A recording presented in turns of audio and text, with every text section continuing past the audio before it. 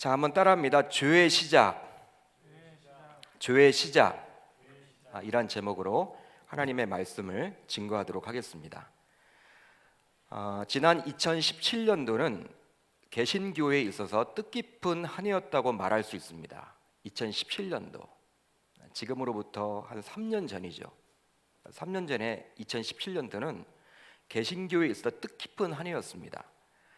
왜냐하면 500년 전인 1517년 10월 31일 독일의 마르틴 루터가 비텐베르크 성 교회 정문에 95개조 반박문을 게시함으로 종교개혁에 불을 붙였기 때문입니다. 그러게 당시 2017년도 한 해를 가리켜 보통 종교개혁 500주년 기념의 해라고 이야기들을 참 많이 했어요. 아마 기억을 하실 겁니다. 계명교회 제가 그때 부임하기 전이었기 때문에 어떤 행사를 했는지는 잘 모르겠습니다. 2017년도. 그렇지만 당시 개신교회는 개교회별로 혹은 교단별로 세미나를 비롯해서 종교개혁지를 탐방하는 많은 행사를 갖기도 했어요. 그러나 엄밀하게 말하면 마르틴 루터의 종교개혁 500주년이다 라고 봐야만 합니다. 왜냐하면 체코의 얀 후스와 같은 사람은요, 이 마틴 루터보다도 약 1세기 정도 먼저 종교개혁 기치를 높였다가 화형을 당하기도 했기 때문입니다. 그러니까 1400년대 화형을 당했어요. 얀 후스라는 사람은 종교개혁을 하려고 몸부림을 쳤다가 당시 화형을 당했습니다. 그러기에 마르틴 루터를 최초의 종교개혁가라고 볼 수는 없어요. 한편 마르틴 루터의 전기를 보게 되면 평소의 사제로서 그런 수없이 많은 죄책감에 시달려 살았다라고 이야기를 합니다. 죄책감을 가졌어요. 죄책감. 그러니까 전기를 제가 쭉 읽어봤는데 여러분 고민을 참 많이 했더라고요. 신앙에 대해서. 왜 나는 죄를 짓는 것이지? 나는 하나님을 그래도 잘 믿는다고 하는데 이렇게 거룩하게 살려고 몸부림을 치는데 왜 나는 이렇게 이 죄의 문제, 이 죄 처리를 잘 할 수 없는 거지? 굉장히 여러분 마르틴 루터는요, 이 고민을 많이 했습니다. 그 죄의 문제를 해결해 보고자 사제로서 여러 금욕적인 생활도 했고 종교적인 고행 등을 시도해 보기도 했어요. 그러나 그런 금욕적인 생활과 종교적인 고행 등은 일시적인 위안만 줄 뿐 다시금 그는 죄책감에 사로잡혀서 살게 되었다고 그래요. 전기에 그렇게 남아 있습니다. 실패하는 것이죠. 잠시에 여러분 위안은 받아요. 종교적인 고행을 하거나 아니면 금욕적인 생활을 하면요, 마치 여러분 이 죄의 문제가 다 해결함 받는 것처럼 여겨져요. 그렇기 때문에 잠시의 위안은 받지만 또 자고 나면 이 죄의 문제 때문에 굉장히 힘들어했던 게 바로 마르틴 루터였습니다. 마르틴 루터는 끊임없이 묻고 물었어요. 즉 어떻게 하면 이 죄책감에서 자유할 수 있을까? 이 죄를 짓지 않고 살아갈 수가 있을까? 죄를 짓더라도 어떻게 하면 자유할 수 있는 것인가? 이런 고민으로 인해서 잠을 이루지 못하는 경우가 굉장히 많았습니다. 굉장히 많았어요. 이런 질문에서 마르틴 루터의 종교개혁은 시작된 겁니다. 따라서 우리들도 신앙생활을 해나가는 데 있어서 끊임없이 고민하고 질문을 던져야만 해요. 무조건 맹목적으로 아멘 신앙이 아니라, 여러분 믿습니까? 하면 무조건 아멘이 되는 것이 아니라 의문을 가지고 질문하는 신앙이 되어야만 하는 것이죠. 우린 맹목적으로 믿는 게 아닙니다. 하나님이 우리들에게 맹목적으로 믿도록 허락해 주시지 않았고 우리에게 여러분 이성을 허락해 주셨어요. 이성. 그러니까 생각하도록 해주셨다라는 것이죠. 그러니까 사고를 하도록 해주셨어요. 그렇기 때문에 여러분 내가 과연 이렇게 하는 것이 잘하고 있는 신앙생활인지, 그리고 말씀을 볼 때에도 궁금해하면 여러분 그 궁금증을 풀려고 몸부림도 치셔야 되고요. 여러분 우리가 의문을 가지고 질문하는 신앙인이 되어야 하는 거예요. 이렇게 질문하던 마르틴 루터는 성경을 읽어 내려가다가 로마서 1장 17절의 말씀에서 답을 얻게 됩니다. 바로 복음에는 하나님의 의가 나타나서 믿음으로 믿음에 이르게 하나니 기록된 바 오직 의인은 믿음으로 말미암아 살리람과 같으니라. 한마디로 무엇입니까? 이신칭의 교리예요. 이신칭의 교리. 즉 그리스도를 믿는 믿음으로 죄인에서 의인으로 칭함을 받게 된다.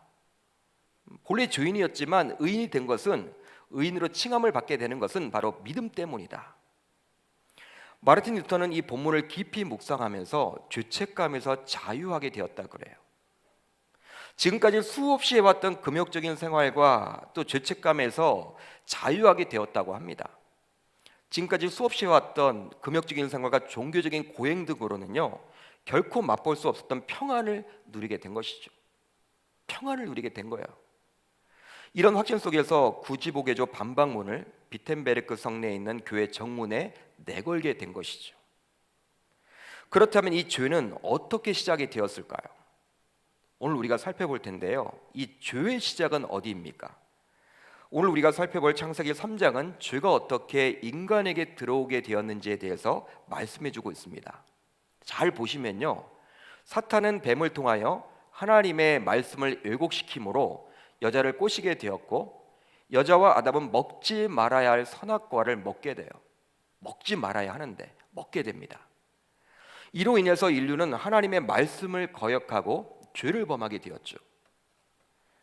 죄는 하나님과 인간 사이를 결국 멀어지게 만들었고, 결과적으로 인간 사이에 불신이 생기게 되어 관계에 어려움도 주게 되었습니다. 한마디로 하나님의 말씀에 대한 불순종이 바로 죄예요. 죄는 다른 게 아니라 하나님의 말씀에 대한 불순종이 바로 죄입니다. 우리들은 보통 죄라고 하면요, 눈에 보이는 것들을 자꾸 생각을 해요. 눈에 보이는 사기, 모욕, 폭행, 추행, 살인만을 가리켜서 죄라고 여기는 경우가 굉장히 많죠. 물론 여러분, 그것도 죄입니다. 즉, 누군가에게 피해를 끼치게 될 때 그것을 죄라고 여기는 경우가 굉장히 많아요. 그렇지만 창세기 3장을 통해서 알 수 있듯이 죄는요, 다른 게 아니라 바로 하나님의 말씀에 대한 불순종이 죄임을 알 수 있는 것이죠. 여러분, 그렇기 때문에 가장 큰 죄는 뭘까요? 여러분, 무엇이라고 생각을 하십니까? 여러분, 세상 사람들은요, 살인이라고 이야기를 할 거예요. 살인. 살인하게 되면 무기징역, 사형, 이런 언도를 받게 되죠, 재판에서. 여러분, 그런데 살인보다 여러분, 하나님의 입장에서 여러분 더 무섭게 생각하는 죄는 무엇이냐면, 하나님이 보시기에 가장 여러분 강력한 죄는 뭐냐면요, 자기를 믿지 않는 거예요. 불신이에요. 자기를 떠나 있는 거예요.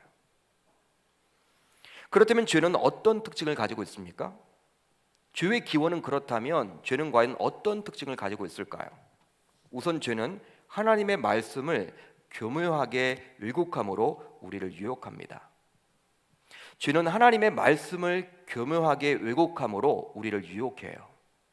오늘 본문 3장 1절을 우리 한번 같이 읽습니다. 시작. 그런데 뱀은 여호와 하나님이 지으신 들짐승 중에 가장 간교하니라. 뱀이 여자에게 물어 이르되 하나님이 참으로 너희에게 동산 모든 나무의 열매를 먹지 말라 하시더냐. 아멘. 잘 보세요, 여러분. 하나님이 참으로 너희에게 동산 모든 나무의 열매를 먹지 말라 하시더냐. 이 말은 뱀이 여자를 유혹하면서 한 말인데요, 실제로 하나님께서는 이런 말씀을 하신 적이 없습니다. 이런 말을 해본 적이 없어요. 하나님은 오직 다음과 같은 말을 하셨죠. 창세기 2장 16절 17절. 여호와 하나님이 그 사람에게 명하여 이르시되 동산 각종 나무의 열매는 내가 임의로 먹되 선악을 알게 하는 나무의 열매는 먹지 말라. 내가 먹는 날에는 반드시 죽으니라 하시니라. 이 말만 하셨어요. 하나님께서는 동산 모든 나무의 열매를 먹지 말라고 말씀하신 적이 없습니다. 만약 그런 말씀을 하셨다면, 하나님이 인간을 창조하시고 모든 것들을 먹지 말라고 했다면요, 무책임한 거죠. 뭘 먹고 살아요? 그러면 먹지 말라고 했으면 뭘 먹고 삽니까? 하나님은 그런 분이 아니죠, 여러분. 먹을 것을 전혀 허락지 않으셨던 분이 아니에요, 여러분. 그렇지만 하나님께서는 각종 나무 열매를 먹되 한 가지만을 금하셨는데, 바로 선악을 알게 하는 나무의 열매를 먹지 말라고 한 것뿐이에요.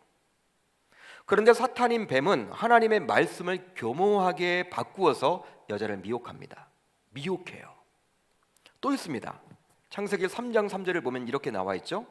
동산 중앙에 있는 나무의 열매는 하나님의 말씀에 너희는 먹지도 말고 만지지도 말라. 너희가 죽을까 하노라 하셨느니라.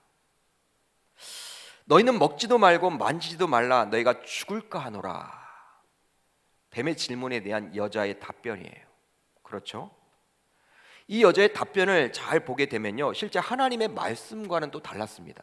또 달랐어요. 하나님께서 선악과를 만지지도 말라고 한 적이 없습니다. 창세기 2장을 보게 되면요, 만지지 말아라 그런 말 한 적이 없어요. 하나님은. 또 게다가 먹으면 반드시 죽는다고 말씀을 하셨지 죽을지도 모른다라고 말씀하신 적은 없어요.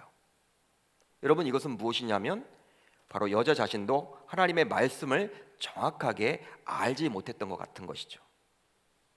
따라서 죄의 유혹은 하나님의 말씀을 왜곡시키는 것에서 시작함을 우리들은 깨달아야만 합니다. 왜곡을 시키는 거예요. 왜곡. 그러니까 하나님의 말씀은요, 처음부터 끝까지 여러분 하나잖아요. 진리잖아요. 그걸 여러분 왜곡시키면 안 되는데 자꾸 여러분 그것을 왜곡시키는 거예요. 그러게 누군가는 이런 말을 하더라고요. 제가 들었는데, 뱀이 아담을 먼저 유혹하지 않고 여자를 먼저 유혹한 것은 하나님께서 아담에게는 직접 말씀을 하셨지만 아마도 여자는 아담을 통해서 전해 들음으로 하나님의 말씀을 정확하게 알지 못했기 때문일 것이라고 이야기하는 분들이 있어요. 물론 이런 주장이 일리가 있다고 볼 수 있습니다. 일리가 있겠죠. 직접 아담은요, 하나님으로부터 이야기를 들었잖아요. 먹지 말아라. 먹으면 죽는다. 그렇지만 그 당시에 창세기 2장을 보게 되면 아직 여자가 없었던 시대였어요. 하나님이 여자를 아담에게 주기 전에 그런 말씀을 하셨음을 우리가 순서대로 볼 수가 있는 것이죠. 여자를 먼저 아담에게 주시기 전에 하나님께서는 아담에게 선악을 알게 하는 나무의 열매를 먹지 말아라. 먹으면 정령 죽으리라고 이야기를 하셨습니다. 따라서 우리는 하나님의 말씀을 정확하게 알아야만 해요. 알아야만 합니다. 정확하게. 이번에 코로나19 사태로 이단 사이비인 신천지의 민낯이 모두 드러나게 되었습니다. 신천지의 민낯이. 신천지의 특징은 우리와 동일한 성경을 가지고 기존 정통교회에서 신앙생활을 하는 저와 여러분들을 유혹한다는 거예요. 우리가 동일한 성경을 가지고 있어요. 우리가 동일한 성경을 가지고 성경 공부를 한다고 하니 기존 신자들도 설마 하는 마음으로 그 성경 공부 모임에 참여하는 분들도 있다라고 합니다. 뭐 다른 것들을 가지고 하는 것이 아니라 성경을 가지고 하니까, 성경 뭐 나도 성경적인 지식이 있으니까 어느 정도 가서 한번 배워야겠다, 이런 여러분 의문을 가지고 들어가는 분들도 있어요. 그런데 그들의 방식은요, 너무나도 단어 하나하나에 집착하여 설명을 하려는 데 문제가 있습니다. 단어 하나하나를 봐요. 그러다 보니 앞뒤 문맥을 전혀 살펴보지도 않고 무조건 자신들의 해석하는 그것을 가지고 성경을 바라보는 것이죠. 또 성경은 66권인데도 요한계시록만을 파고듭니다. 신천지를 보게 되면 요한계시록, 마치 그것만이 진리인 양. 실제 시한부 종말론을 강조하는 교주 혹은 교회들은 다른 성경은 잘 보지를 않아요. 읽지도 않습니다. 강조하지 않습니다. 오직 요한계시록만으로 설교도 하고 강의도 하는 경우가 굉장히 많다라는 거예요. 여러분, 왜냐하면 사람은 누구나 미래에 대해서 궁금해하기도 하고 그 요한계시록을 가지고 말씀을 전하게 되면 사람들이 굉장히 관심을 기울이기 때문에, 혹 빠져들기 때문에. 여러분, 요한계시록은요 아직 일어나지 않은 일이잖아요. 그렇기 때문에 이 미래에 대한 이야기, 성경에 적혀져 있다, 그걸 가지고만 이야기하면요 사람들은 대부분 다 자신의 미래에 대해서 궁금해하기 때문에 거기에 혹하고 빠지는 것이죠. 시한부 종말론의 특징이에요. 따라서 우리들은 하나님의 말씀을 알되 정확하게 알아야만 합니다. 여러분, 신학이라는 학문은요 성경을 볼 수 있는 눈을 세팅해줘요. 신학 굉장히 중요하죠. 즉 성경을 해석할 수 있도록 해줍니다. 그러기에 더욱이 자신의 목회자가 어디서 신학을 공부했는지를 살펴봐야 해요. 우리 목사님이 어디에서 신학을 공부하셨는지를요 살펴야만 합니다. 왜냐하면 신학교마다 신학의 색채가 모두 달라요. 신학교라고 해서 여러분 다 같은 신학교가 아닙니다. 자유주의 신학으로 공부한 목회자는 성경을 바라볼 때도 100% 하나님의 말씀으로 보기보다는 인간의 이성으로 그 성경을 바라보고 해석을 해요. 자유주의 신학이 그예요. 성경을 봐도요 이 하나님의 말씀인데도 불구하고 자신의 이성적인 사고를 대입해서 그 성경을 해석합니다. 반면에 복음주의 계례 신학 혹은 우리 교회가 속한 신학교에서 가리키는 개혁주의 신학을 공부한 목회자는 성경을 100% 하나님의 말씀으로 믿고 그 말씀을 통해서 하나님께서 무엇을 주시고자 하는지에 최우선을 맞추어서 해석을 하는 것이죠. 그러게 교회를 선택할 때에도 어느 교단에 속해 있는지가 굉장히 중요합니다. 여러분, 그러기 때문에 신천지 같은 경우에는요, 신천지가 여러분 위장을 참 많이 해요. 예장 합동이나 예장 통합, 우리가 여러분 굉장히 익숙하게 여기는 대한예수교 장로회, 그런 마크를 여러분 도용해서 신천지 교회가 굉장히 많다라는 거예요. 사람들을 속이려고. 따라서 저와 여러분들 모두 성경 말씀을 제대로 알기 위해서라도 교회 밖 다른 곳이 아닌 여러분 다른 곳에서 성경 공부나 혹은 세미나에 참석하기보다는 그래도 교회 내에서 건전한 신학을 공부한 목회자들에게 성경을 배울 수 있기를 주님의 이름으로 축복합니다. 여러분, 성경을 여러분 잘 알아야 돼요. 정확하게 알아야 합니다. 많이 아는 것이 중요한 것이 아니라 정확하게 아셔야 하는 거예요. 다음으로 교회는 거짓말하는 특성이 있습니다. 거짓말하는 특성이 있어요. 오늘 본문 3장 4절로 5절을 보면 이렇게 나와 있습니다. 우리 한번 같이 읽습니다. 시작. 뱀이 여자에게 이르되 너희가 결코 죽지 아니하리라. 너희가 그것을 먹는 날에는 너희 눈이 밝아져 하나님과 같이 되어 선악을 알 줄 하나님이 아심이니라. 아멘. 뱀은 사탄의 조정을 받습니다. 사탄에게 조정을 받은 뱀은 이제 그 사탄의 하수인 역할을 하게 되죠. 실제로 요한계시록 12장 9절을 보면 이렇게 나와 있어요. 큰 용이 내쫓기니 옛뱀 곧 마귀라고도 하고 사탄이라고도 하며 온 천하를 꿰는 자라. 그가 땅으로 내쫓기니 그의 사자들도 그와 함께 내쫓기니라. 분명히 여러분 여기 나와 있죠. 옛뱀. 옛뱀이란 것은 바로 이 창세기 3장에 나와 있는 그 뱀을 말하는 거예요. 요한계시록에서 그렇게 설명해 주고 있어요. 옛뱀 곧 마귀라고도 하고 사탄이라고도 하며. 그런데 이 구절을 보면 사탄은 뱀을 통해서 두 가지 거짓을 말합니다. 우리가 3장을 보면 알 수가 있죠. 바로 선악과를 먹어도 죽지 않는다라는 것. 뱀은 그렇게 말하고 있잖아요. 먹어도 죽지 않는다. 또 선악과를 먹으면 눈이 밝아져 하나님처럼 된다라는 것. 이런 거짓말을 합니다. 이 두 가지 거짓말을 해요. 그렇지만 분명한 것은 이런 사탄의 말은 명백한 거짓말임을 알 수가 있는 거예요. 실제로 선악과를 먹음으로 인류에게는 죽음이 찾아오게 되었습니다. 저와 여러분들이 죽게 되는 것은요, 이 첫사람 아담이 선악과를 따먹었기 때문에 그것으로 인해서 저와 여러분들에게는 죽음이 오게 된 거예요. 또 하나님과 같이 되기는커녕 하나님과 떨어져서 멀리 떨어져서 살아가야만 했어요. 여러분, 요한일서 2장 22절을 보면요, 그러기 때문에 이렇게 기록이 되어 있어요. 거짓말하는 자가 누구냐? 예수께서 그리스도임을 부인하는 자가 아니냐? 아버지와 아들을 부인하는 그가 적 그리스도니라고 기록이 되어 있습니다. 이렇게 되어 있습니다. 즉 적그리스도인인 이단 사이비 교주들의 특징은 바로 거짓말을 밥 먹듯이 한다라는 거예요. 거짓말을 밥 먹듯이 한다. 이번에 신천지에 대해서 평소 관심이 없던 분들도 신천지에 대해서 새롭게 알게 된 것들이 있죠. 바로 그들은 자신들의 신분을 철저하게 숨긴다라는 거예요. 제가 들었던 내용인데요, 대구에서 한 교회 난리가 났대요. 여러분, 정통교회 난리가 났어요. 그렇게 큰 교회도 아닌데 요지는 이번에 신천지 신도들의 명단이 유출되면서 기존 교회에서 누구보다도 열심히 섬기는 분들이 발각이 되었대요. 대구는 여러분 다 뒤집어졌잖아요, 전국적으로. 그러다 보니까 신천지 여러분 명단 그걸 받았잖아요. 모 교회 장로님 아내인 권사님의 경우도 신천지 신자였다고 합니다. 그런데 더 큰 놀라움은 무엇이었냐면 남편인 장로님조차도 몰랐대요. 여러분, 교회가 뒤집어졌어요. 당회 장로님인데 자기 아내가 신천지 신자인지 나중에 여러분들 그게 밝혀진 거예요. 아내가 여러분 신천지 신자인지 몰랐다니까. 그만큼 여러분 속이는 거예요. 이런 사실이 드러나게 되어서 교회가 발칵 뒤집어졌대요. 대구에는 모 교회가. 그렇습니다. 기존 신자들은 신분을 속이면서까지 누군가를 전도하지는 않죠.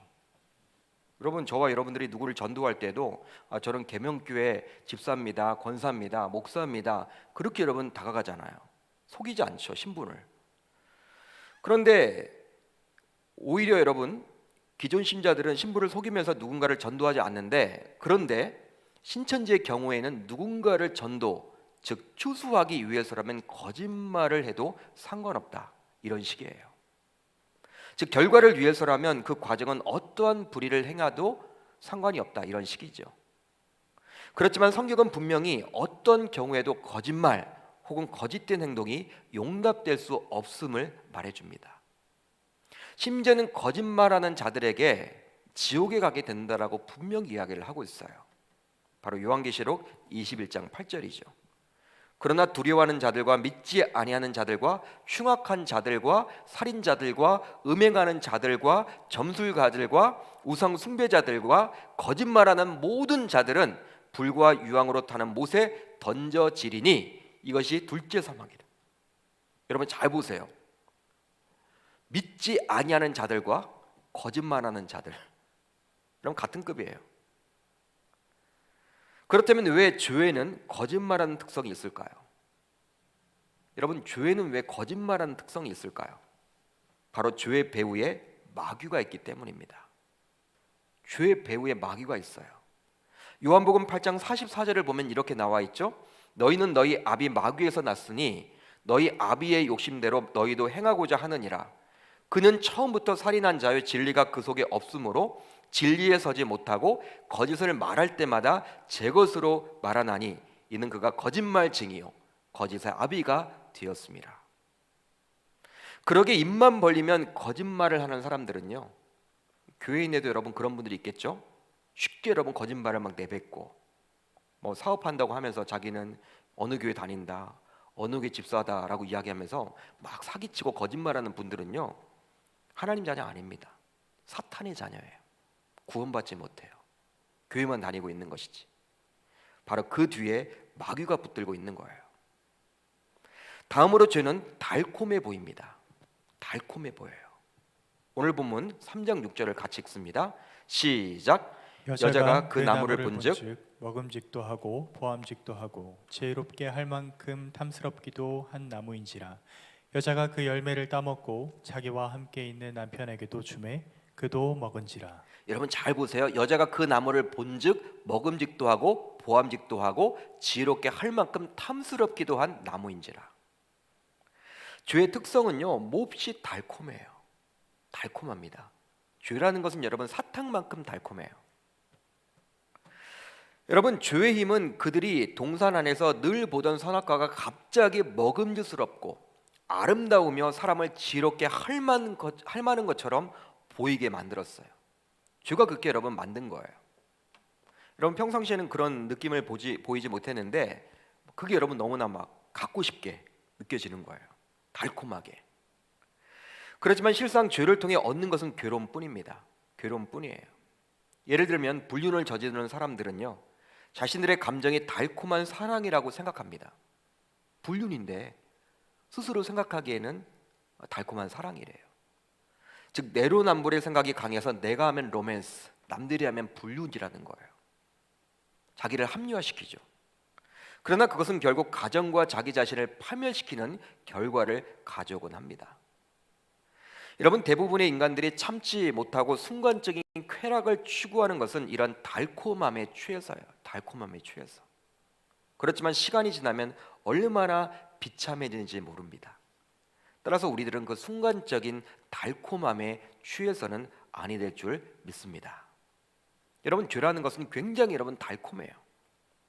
거기에 여러분 녹아지면 안 돼요. 여러분, 그런 유혹이 왔을 때 굉장히 여러분 달콤하게 보이더라도 한번 여러분들이 잘 생각을 해보셔야 돼. 이게 나를 유혹하는, 특별히 내가 넘어가게끔 만드는 뭔가 있지 않나, 여러분들이 고민을 해보셔야 하는 거예요. 다음으로 죄는 하나님과 인간 사이를 멀어지게 만듭니다.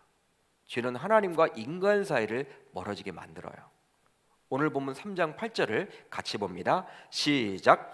그들이 그날 바람이 불 때 동산에 거니시는 여호와 하나님의 소리를 듣고 아담과 그의 아내가 여호와 하나님의 낯을 피하여 동산 나무 사이에 숨은지라. 아멘. 아담과 그의 아내가 여호와 하나님의 낯을 피하며 동산 나무 사이에 숨은지라. 죄는 하나님과 인간 사이를 멀어지게 만듭니다. 하나님과 인간 사이를 멀어지게 만든 게 바로 죄예요. 여러분, 에덴 동산에서 인간의 삶은 어땠을까요? 죄를 짓기 전의 삶. 하나님과 굉장히 여러분 가까워졌겠죠. 가깝겠죠. 하나님과 친밀했겠죠. 끈적끈적 붙어 있었겠죠. 여러분, 소통이 잘 되었겠죠. 그분하고 여러분 막힘이 없었겠죠. 항상 여러분 마음속에 그분이 계셨겠죠. 그런데 죄가 들어옴으로 말미암아 하나님과 인간 사이는 멀어졌어요. 인간은 이제 창조주를 피해서 숨기 시작합니다. 스스로 숨을 수 있다라고 여겼던 것이죠. 이처럼 성경이 말하는 죄는 하나님과 인간 사이가 멀어지는 것을 말하는 거예요. 예를 들어 부모님이 외출한 사이에 아버지가 평소 소중히 여겼던 이 꽃병을 깨뜨렸다고 칩시다.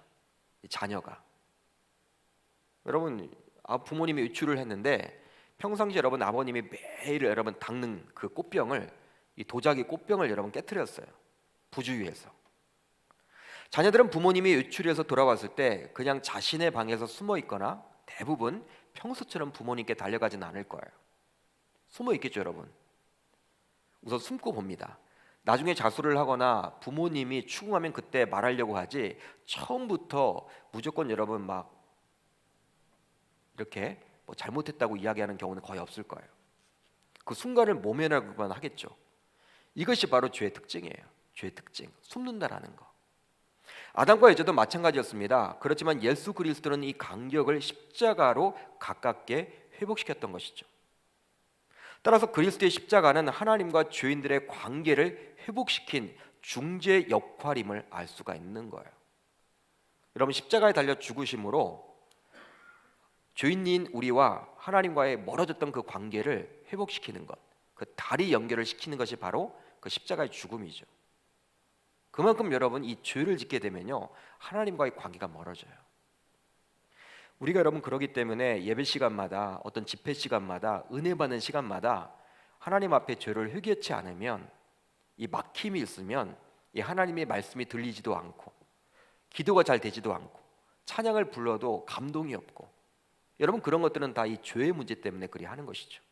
그러니까 죄 처리가 반드시 일어나야 하는 거예요. 이제 마지막으로 죄는 책임을 미루고 전가하는 특징이 있습니다. 이 5가지가 여러분 가운데 여러분 이 5번째 많이 들어보셨을 거예요. 책임을 미루고 전가하는 특징이 있다. 바로 오늘 본문 3장 11절로 13절인데요. 우리 한번 같이 읽어봅니다. 시작. 이르시되 누가 너의 벗었음을 내게 알렸느냐? 내가 내게 먹지 말라 명한 그 나무 열매를 내가 먹었느냐? 아람이 이르되 하나님이 주셔서 나와 함께 있게 하신 여자 그가 그 나무 열매를 내게 주므로 내가 먹었나이다. 여호와 하나님이 여자에게 이르시되 내가 어찌하여 이렇게 하였느냐? 여자가 이르되 뱀이 나를 꿰므로 내가 먹었나이다. 자, 말씀을 잘 봅시다. 하나님께서는 이제 아담과 여자 각각에게 그 선악과를 따먹은 이유에 대해서 물어요. 왜 따먹었니? 왜 먹었어? 내가 먹지 말라고 했는데, 먹으면 죽는다고 했는데 너 왜 먹은 거야? 추궁하죠. 추궁합니다. 그러자 아담은 이렇게 대답을 합니다. 하나님이 주셔서 나와 함께 있게 하신 여자, 그가 그 나무 열매를 내게 주므로 내가 어쩔 수 없이 먹었다. 여러분, 내가 어쩔 수 없이 먹었대요. 자기는 먹기 싫었는데 누구 때문에 먹었다라는 거예요? 여자 때문에. 근데 그 여자를 누가 주셨어요? 하나님. 여러분, 핑계를 대죠. 여러분, 여자에게 책임을 전가하고 또 아담은 여자를 자신에게 준 하나님에게도 섭섭함을 토로하고 있습니다. 하나님까지도 여러분 섭섭해지는 거예요. 이제 여자는 다음과 같이 대답을 합니다. 여러분, 하나님이 이제 여자에게 묻자 여자는 이렇게 다음과 같이 대답을 해요. 여자가 이르되 뱀이 나를 꿰므로 내가 먹었다. 자기는 먹기 싫었는데 뱀에게 여러분 책임을 전가합니다. 이렇듯이 죄를 지은 사람들은요, 좀처럼 책임을 지려고 하지 않아요. 책임을 지려고 안 해요. 그래서 결국에는 인간관계를 파괴해 인간과 인간 사이의 거리를 만듭니다. 이전 교회에서는 구치소 및 교도소 사역을 하시는 분들이 있었어요. 교회 내에서 매주 가서 이 구치소와 교도소, 이 부산 지방에 여러분 여러 구치소와 교도소가 있잖아요. 여러분 거기에 방문해서 이렇게 여러분 사역하시는 분들이 있었어요. 근데 제가 섬기는 교구 식구 가운데 몇 분이 매주 토요일마다 구치소 혹은 교도소를 방문하여 섬기는 사역을 했습니다. 상담도 해주고 또 안타까운 일들이 있다면 도와주려고도 하고 간식도 여러분 싸들고 가고 복음도 전하고. 그런데 교구 식구들에게서 듣게 되었는데 그들이 재소자들과 대화를 해보면요, 100이면 100 대부분 어떻게? 억울하다라는 거예요. 섭섭하다라는 거예요. 그러니까 여러분 분명히 잘못이 있긴 있을 텐데 그 잘못을 여러분 쿨하게 여러분 인정하는 사람이 거의 없다라는 거예요.